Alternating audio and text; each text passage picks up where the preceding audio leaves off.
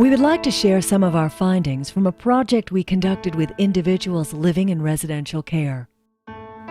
Many residents in these facilities depend on wheelchairs as their sole means of transportation, but little is known about their lives.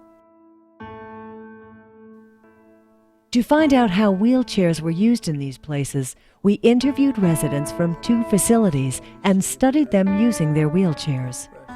To identify how we could help residents get around more easily and participate in activities, we collected information from over 250 residents from 11 facilities in the lower mainland of British Columbia. I felt my legs go out from under me, and I staggered the wrong way. If I had staggered back on the lawn, I wouldn't be here today. But I staggered toward the road and went down on the curb and smashed everything on the left side of my head. And I was having a heart attack. And the heart attack caused me to have the fall, and the fall caused my spinal cord injury. My name is Shaheen. And my mother is Mary. She broke her hip, so she was transferred to VGH, and she was there for about 2 weeks. After the operation, they decided that she should live here. Well, I came down for an operation, and 4 years ago, and I couldn't take care of myself, so they pushed me around different places. So I chose this place, and I liked it. Although there were differences across facilities, our research revealed serious wheelchair-related issues in these institutions generally. Most facilities in our study had only a limited selection of wheelchairs to provide residents. The equipment and prescription services available did not seem adequate, as most of the residents in our study were in need of changes to their wheelchairs to address issues such as discomfort, poor mobility, sliding, and pressure ulcers. Properly prescribed tilting wheelchairs could make some residents more comfortable. Right now it's very important. That's the only way that we can take her out to the park and, in the sun. So it really helped her a lot. For me, it's very good because when I bring her back from outside, she's usually quite tired. So I tilt it a little bit so it's in a lie down position, so she rests a little bit before they come to put her to bed. The pressure sore is something that you're constantly fighting, and is another reason that you need the tilt capability on a power chair like this, so that you can get back and you're not stuck in the very same position all the time. Although all the facilities in our study had policies that were supposed to limit the use of equipment that restrained residents, many residents had seatbelts that they could not release. Although restraints did not bother all residents, their use is troubling given research that indicates these devices may not actually reduce injuries, but may instead make residents agitated and can even cause strangulation. Some residents had chairs that could not be self-propelled because their feet couldn't touch the ground and their hands couldn't reach the wheels. These chairs may have prevented them from mobilizing and were also difficult for staff and families to push outside the facilities. A power wheelchair did allow some residents in our study to mobilize more easily and independently. They came up with the idea that I could go further with an electric wheelchair and on my own, basically wherever I wanted.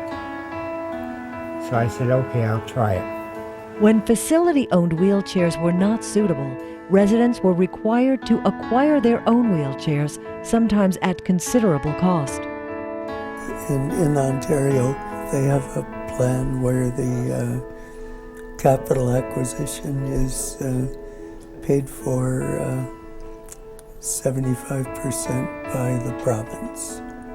If I were to buy that wheelchair here, which cost about 16,000. I would have to pay most of the cost myself.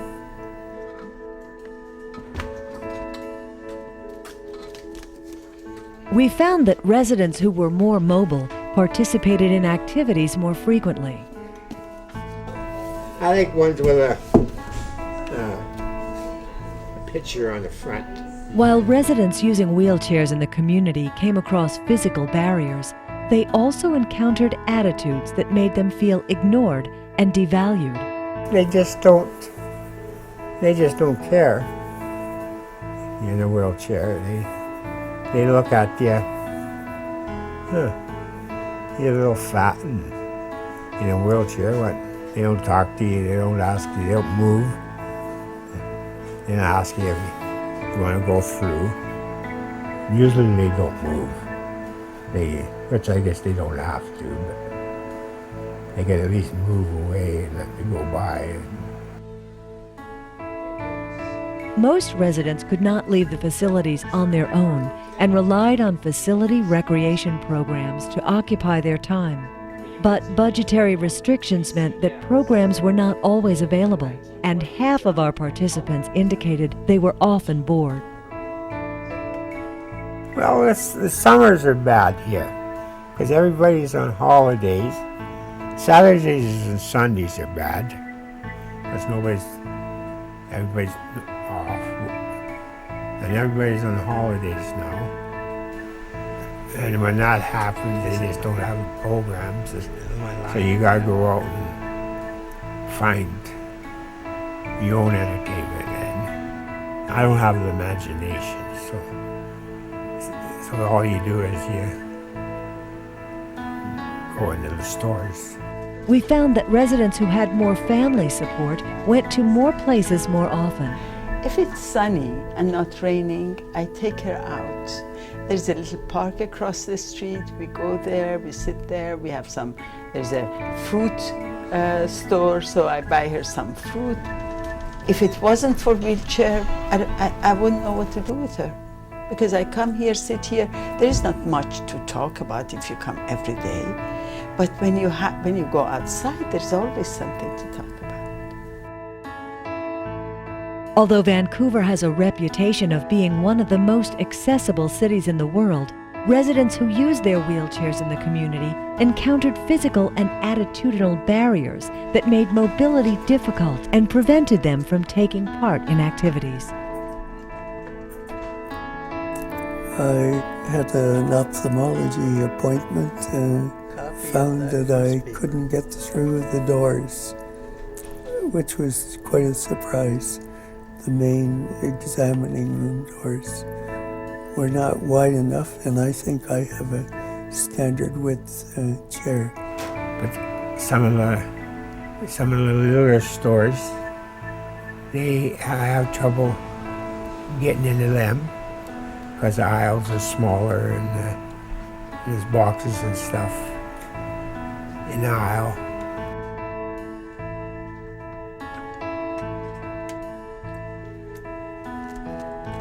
So you're bumping into everything. I don't like going in there.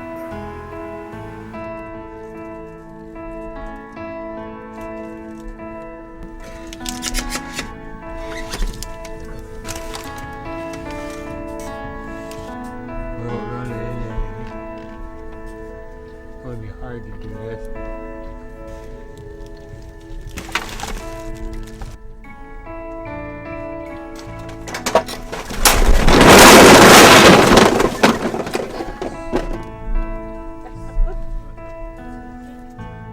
We found that half of the residents in our study indicated symptoms of depression. We also found that residents who showed fewer indications participated in activities more frequently.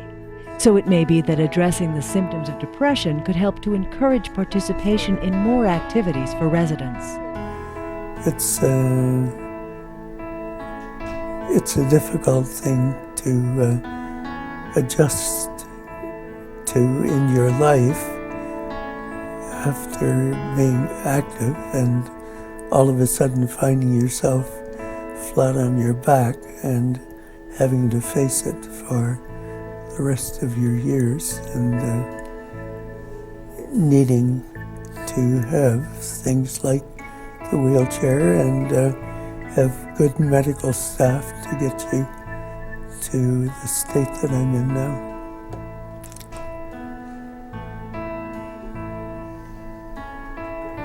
Our study suggests several changes that could improve the quality of life of residents.